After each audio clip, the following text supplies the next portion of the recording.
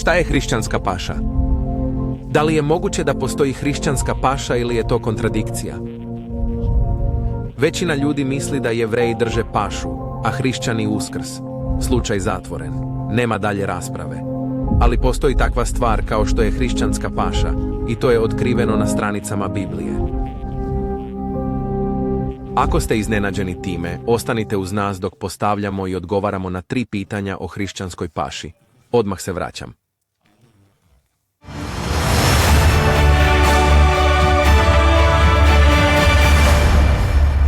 Dobrodošli u sutrašnji svet, gdje kroz stranice Biblije dajemo smisao vašem svetu. Na ovoj zemlji postoji više od 2 milijarde ljudi koji se izjašnjavaju kao hrišćani, a većina njih slavi praznike koji se obično povezuju sa hrišćanstvom, kao što su Božić i Uskrs. Ali sve veći broj ljudi otkriva da Biblija ima nešto drugačije da kaže o hrišćanskim svetim danima i da to možda nije ono što mislite. Vidite, većina ljudi danas misli o biblijskim svetim danima kao isključivo jevrejskim, ali jesu? Hajde da danas ispitamo tu temu dok istražujemo 3 pitanja o hrišćanskoj paši. Počet ćemo sa prvim pitanjem. Broj 1. Da li je Isus držao i poučavao hrišćansku pašu? Kada govorimo o verskim obredima u proleće, Jevreji svetkuju pašu kao sećanje na svoj boravak i izbavljanje iz Egipta. S druge strane, većina hrišćana slavi Uskrs u znak sećanja na vaskrsenje Spasitelja, Isusa Hrista. Hajde da ukratko govorimo o starozavetnoj paši. U stvari, nisu samo Jevreji slavili pašu. Oni su bili samo jedno pleme u narodu koji se zove Izraelci, deca patrijarha Izraela. Bog je Izraelcima dao uputstva u Izlasku 12 stihova 3 i od 5 do 8. Reci celoj skupštini Izraeljevoj i reci, 10. dana ovog meseca, neka svako uzme za sebe jedno jagnje. Jagnje će tvoje biti bez mane, muško od 1. godine. Možete ga uzeti od ovaca ili od koza. Sada ga čuvajte do 14. dana istog meseca. Tada će ga ceo zbor skupštine Izraeljev pobiti u sumrak. I neka uzmu malo krvi i metnu je na 2 dovratnika i na nadvratnik kuća gde je jedu. Zatim ćete noći jesti meso pečeno u ognju sa beskvasnim hlebom i sa gorkim travama neka ga jedu. Vidite, paša se u drevnim vremenima čuvala kao uspomena na to kako je Bog izbavio Izraelce od Egipćana. Bog je udario prvenca Egipćana u noći paše. Ali Izraelci su obeležili svoje dovratnike krvlju pashalnog jagnjeta i Bog je prošao preko domaćinstava Izraelaca i zaštitio ih od zla. Brzo napred do vremena Isusa Hrista. Isus Hrist je bio Izraelac iz Judinog plemena koji je za svog života slavio pašu. Ali kao naš spasitelj, on ne samo da je došao na zemlju da živi životom poslušnog Jevrejina, već je došao i da umre za naše grehe i uspostavi svoju crkvu. Ali u noći, pre nego što je umro, primeti nešto posebno što je Isus učinio sa svojim učenicima. On je ustanovio novozavetnu pašu koju možemo nazvati i hrišćanskom pašu. U Luki 22, 14 i 15 čitamo o toj posljednjoj paši koju je slavio sa svojim učenicima. Kad dođe čas, sede on i 12 apostola s njim. Tada im reče, sa žarkom željom poželeo sam da jedem ovu pašu s vama pre nego što postradam. Da, Isus je održao pašu, a to je uključivalo obrok uključujući pečeno jagnje, beskvasni hleb i gorko bilje u skladu sa starozavetnim statutom. Ali te noći je uradio i nešto novo. Ustanovio je novozavetne simbole paše. Hajde da pročitamo u Mateju 26, stihovi od 26 do 28. I dok su jeli, Isus uze hleb, blagoslovi ga i prelomi i dade učenicima i reče, uzmite jedite, ovo je telo moje. Zatim uze čašu, zahvali i dade im je govoreći, pijte iz nje svi, jer je ovo krv moja novoga zaveta, koja se za mnoge proliva radi oproštenja grehova. Isus je uzeo 2 elementa hleba i vina i uveo nove simbole. Beskvasni hleb je predstavljao kako će njegovo telo biti slomljeno u batinama koje će pretrpeti do raspeća. Vino je predstavljalo kako je prolio svoju krv i umro od rane kopljem dok je visio na kolac. Kao istinsko jagnje Božije, koje je nagovestila starozavetna paša, on će dati svoj život za spasenje celog čovečanstva. Ovi simboli koje je uspostavio imali su ogromno značenje i zastrašujući značaj za budućnost svakog ljudskog bića. Sada, pre nego što krenemo dalje, nemojte da vas zbuni jezik. Hleb nije misteriozno postao Hristovo slovesno telo i vino nije nekim čudom postalo njegova slovesna krv. Ne, oba su bila simbola koji predstavljaju njegovo slomljeno telo i njegovu prolivenu krv. I opet, ti simboli imaju ogromno značenje. Ali da primetimo još jednu stvar. Dok je te noći poučavao svoje učenike, uveo je još jedan element. I ovo se nalazi u Jovanu 13. stihovima od 3 do 5. Isus, znajući da je Otac sve predao u njegove ruke i da je došao od Boga i da ide Bogu, ustane sa večere i skide svoje haljine, uze peškir i opasa se. Posle toga je nalio vodu u umivaonik i počeo da pere noge učenicima i da ih briše peškirom kojim je bio opasan. Ovde je Isus uveo još jedan element u hrišćansku pašu, pranje nogu tvom bratu. Ovo je osmišljeno da nauči Isusove učenike da se ponize i služe jedni drugima, kao što je Hrist služio njima. Napomena u Jovanu 13. stihovi od 12 do 15. Pa kad im opra noge, uze haljine svoje i opet sede, reče im, znate li šta sam vam učinio? Zovete me učiteljem i Gospodom i dobro kažete, jer to i jesam. Ako sam vam ja, vaš Gospod i učitelj, oprao noge, i vi ste dužni da perete noge jedni drugima, jer sam vam dao primjer da činite kao što sam ja učinio vama. Sva tri simbola, hleb, vino i pranje nogu, predstavljali bi novo obeležavanje, novozavetnu hrišćansku pašu, i ustanovio ga je u noći pre nego što je umro. Isus je objasnio važnost ovog novog svetkovanja u Jovanu 6., 53. i 54. stihu. Tada im reče Isus, zaista vam kažem, ako ne jedete tela Sina čovečijeg i ne pijete krvi njegove, nemate života u sebi. Ko jede moje telo i pije moju krv ima život večni, i ja ću ga vaskrsnuti u posljednji dan. Opet, ne uzimajući njegovo doslovno telo i krv, već uzimajući simbole koji su predstavljali njegovo umiranje za čovečanstvo. Dakle, da li je Isus održao pašu? Da, održao je drevnu pašu koju su slavili Jevreji i svi Izraelci. Ali što je još važnije za nas, on je također ustanovio novozavetnu hrišćansku pašu za svoje sledbenike. I on im je konkretno rekao, sledite moj primjer i radite kao što sam ja uradio. Nakon njegove smrti i vaskrsenja, kako je crkva rasla, u crkvu su pozivani i neznabošci. I tako se nameće logično pitanje, naše drugo pitanje o hrišćanskoj paši. I to ćemo se pozabaviti u sljedećem odeljku ovog programa. Drugo, da li se od nejevreja očekivalo da slave i hrišćansku pašu? Ovo je važno pitanje, jer mnogi ljudi veruju da kako je crkva rasla, Bog je dozvolio da se pravila menjaju, da tako kažem. Oni veruju da na neki način nejevreji koji su dolazili u crkvu nisu morali da poštuju ista pravila i zakone kao Jevreji koji su već bili u crkvi. Spisi apostola Pavla se često koriste da pokažu da su se pravila promenila za neznabošce koji su dolazili u crkvu. Ali hajde da ispitamo šta je Pavle učio o hrišćanskoj paši. U 1. Korinčanima 11. nalazimo prilično prosvetljujući odlomak o tome šta je Pavle učio o hrišćanskoj paši. 1. Korinčanima 11, stihovi od 23 do 25. Jer ja primih od Gospoda ono što sam i vama predao, da je Gospod Isus, one noći u kojoj je bio predan, uzeo hleb. I zahvalivši prelomi ga i reče, uzmite jedite, ovo je telo moje koje se za vas lomi, činite ovo u moj spomen. Na isti način uze i čašu posle večere govoreći, ova čaša je novi zavet u mojoj krvi. Ovo činite koliko god ga pijete u spomen na mene. Pavle, apostol neznabožaca, koji je navodno ukinuo sve jevrejske zakone, opisivao je hrišćansku pašu i on je to opisao u svom pismu jednoj paganskoj crkvi, Korinčanima. Zapazite dalje u 26. stihu. Jer kad god jedete ovaj hleb i pijete ovu čašu, proglašavate smrt Gospodnju dok on ne dođe. Neki veruju da to znači da simbole hleba i vina treba da uzimamo više puta godišnje. Ili možda svaki put kada se klanjamo Bogu. Ali primetite, on nije to rekao. On je samo rekao kada ga uzmete, proglašavate ili obeležavate smrt vašeg Gospoda dok on ne dođe. Sada ima mnogo toga unutra.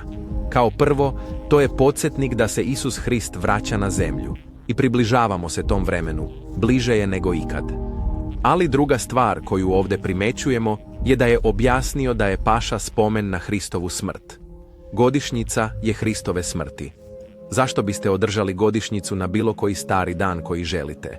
Na drugi dan od dana kada se prvobitni događaj desio.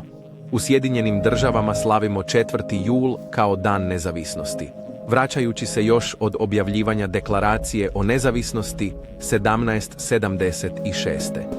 U Francuskoj dan Bastilje je 14. jul. To je nacionalni dan Francuske, jer podsjeća na oluju na Bastilju 14. jula 1789. U Meksiku se 16. septembar obeležava kao dan nezavisnosti. Dan kada je katolički sveštenik i patriota Miguel Hidalgo uručio svoj čuveni poziv svojim parohijanima da ustanu u revoluciju. Održava se 16. septembra, istog dana kada su se desili ovi događaji. Većina drugih zemalja također ima određene dane u čast posebnog događaja koji se desio tog dana. Bračni parovi često slave godišnjicu svog venčanja. Kada to rade? Pa, na dan kada su se venčali. Svaki muškarac zna da njegova žena ne bi bila srećna ako bi zaboravio dan njihove godišnjice. Pa zašto bismo mislili da bi Bog bio zadovoljan ako uzmemo simbole koji predstavljaju Hristovu žrtvu na bilo koji stari dan koji želimo, bez obzira na vreme? Tajming je veoma važan za Boga. I u ovom slučaju, vreme hrišćanske paše podsjeća nas na važnost i značaj događaja koji se zbio tog dana. Raspeće i Isusova smrt na lomaču za naše grehe. Idući dalje, Pavle je čak opisao kako se pripremiti za uzimanje te paše. Napomena u 1. Korinčanima 11. glava, stihovi 27 i 28. Dakle, ko jede ovaj hleb ili pije ovu čašu Gospodnju na nedostojan način, bit će kriv telu i krvi Gospodnjoj. Ali čovjek neka ispituje sebe, pa neka jede hleb i pije iz čaše. Pavle je rekao da postoji čak i pravi način da se pripremite za hrišćansku pašu. To je samoispitivanje, samorefleksija, iskrena procena o tome kako neko živi svoj život u svetlu Božjih zakona i Božjih smernica i priznanje potrebe za Hristovom žrtvom i Božjim oproštenjem u našem životu. Zapamtite, Pavle je pisao Korinčanima, koji su bili neznabošci, a ne Jevreji. Ova paša nije bila samo za Jevreje ili Izraelce, to je bilo za sve hrišćane.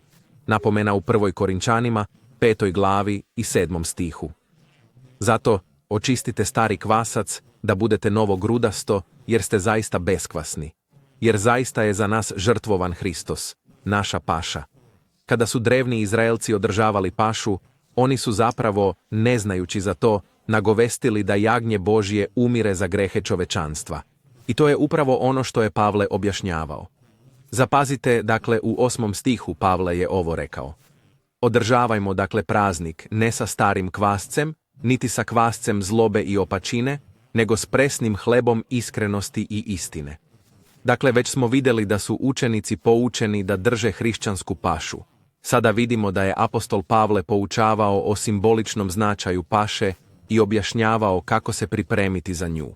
Kako možemo doći do bilo kakvog drugog zaključka, osim što je ovaj bio namenjen svim novozavetnim hrišćanima da se pridržavaju?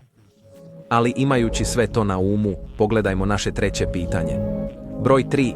Zašto većina onih koji se izjašnjavaju kao hrišćani drže Uskrs umjesto hrišćanske paše? Nije li izvanredno da ne postoji nijedno uputstvo ili zapovest da se održava svetkovina u čast vaskrsenja Hristovog?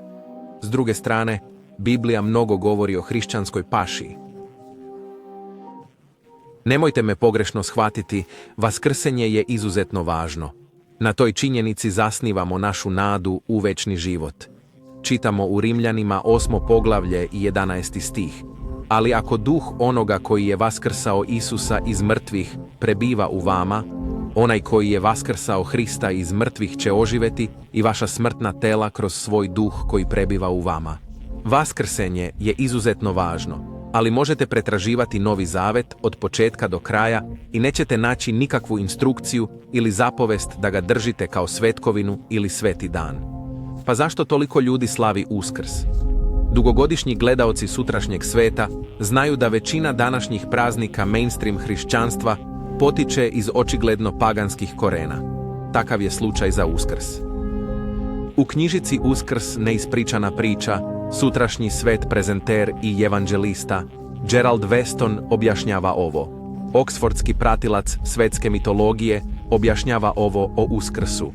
Praznik dolazi u rano proleće i jasno je vezan za drevne mitove o plodnosti preporođenih heroja. Za mnoge, Uskrs je sinonim za simbole plodnosti, kao što su uskršnji zec, uskršnja jaja i uskršnji ljiljan. Pa zašto ljudi drže Uskrs ako dolazi iz drevnih paganskih tradicija? Činjenice istorije otkrivaju da je nakon što je crkva osnovana u 1. veku, glavna vidljiva crkva pretrpela duboke promjene.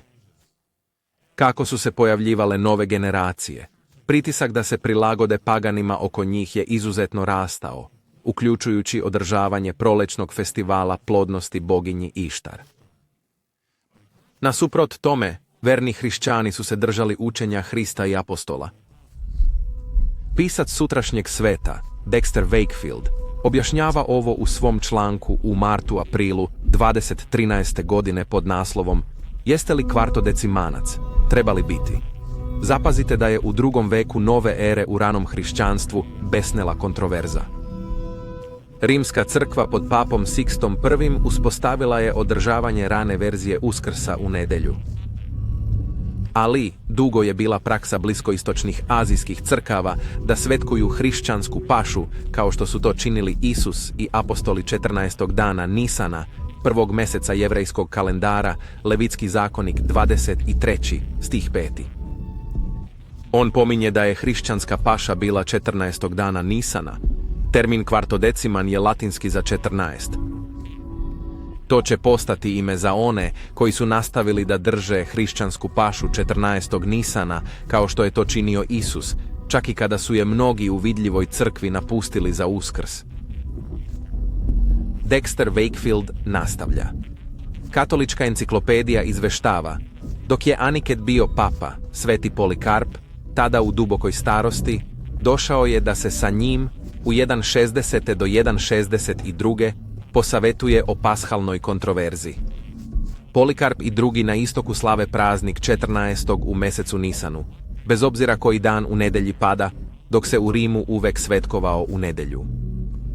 Polikarp je bio direktni učenik apostola Jovana.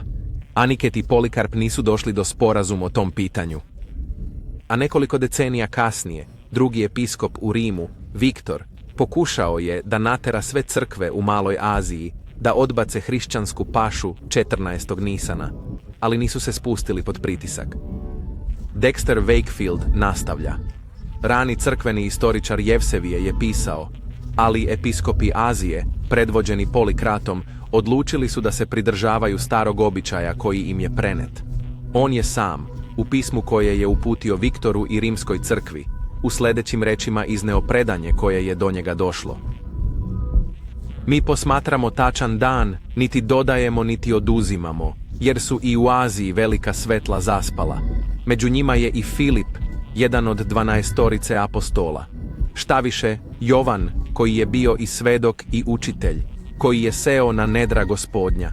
Svi ovi svetkovaše 14. dan paše po evanđelju, ni u čemu ne odstupajući nego držeći se pravila vere.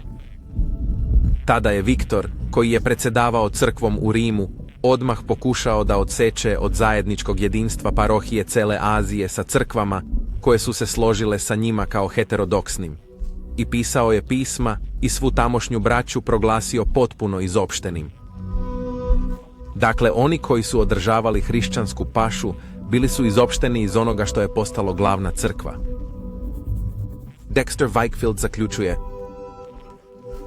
ali praksa, odnosno držanje hrišćanske paše, nastavljena je sa azijskim crkvama i treće 25. godine naše ere na Nikejskom saboru.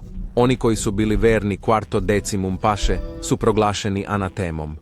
Katolička Vaskrs, Uskrs, postavljena je kao pravoslavna praksa katoličke crkve. Dakle, praksa svetkovanja hrišćanske paše nije nestala. Samo je bio patuljast od uobičajenije prakse Uskrsa, jer je Konstantin odredio da Uskrs bude zvanična doktrina Rimskog carstva. Isus nije napustio pašu. Naprotiv, on, njegovi učenici i drugi koji su sledili, nastavili su da slave hrišćansku pašu vekovima. I sve veći broj hrišćana i danas drži to isto biblijsko poštovanje. Pa šta je sa tobom? Možda nikada ranije niste razmatrali novozavetnu hrišćansku pašu. Možda pretpostavljate da je paša jedini Jevrejin. Možda su vas oduvek učili da hrišćani treba da svetkuju Uskrs. Morate ovo proučiti i dokazati sebi. To se tiče samog života i smrti našeg Spasitelja i naše poslušnosti da sledimo njegova uputstva. To se čak tiče našeg oproštenja greha i naše nade u večni život. Možda će vas čak i zanimati kako sami slaviti hrišćansku pašu. Mnoge hiljade ljudi poput vas su došli do istog zaključka i naučili da verno održavaju ovaj važan praznik svake godine. A ako imate pitanja o paši koja želite direktno da postavite, sutrašnji svet sponzoriše Živa crkva Božja. A Živa crkva Božja ima predstavnike koji bi voleli da razgovaraju sa vama.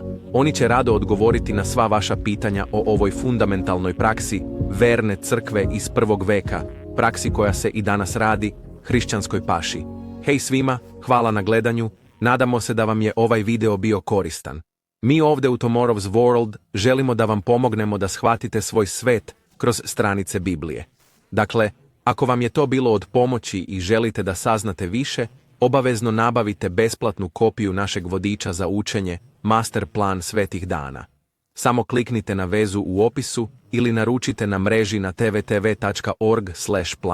Biće vam poslato potpuno besplatno. I zapamtite da lajkujete i pretplatite se na naš kanal kako ne biste propustili još jedan video. Vidimo se sljedeći put.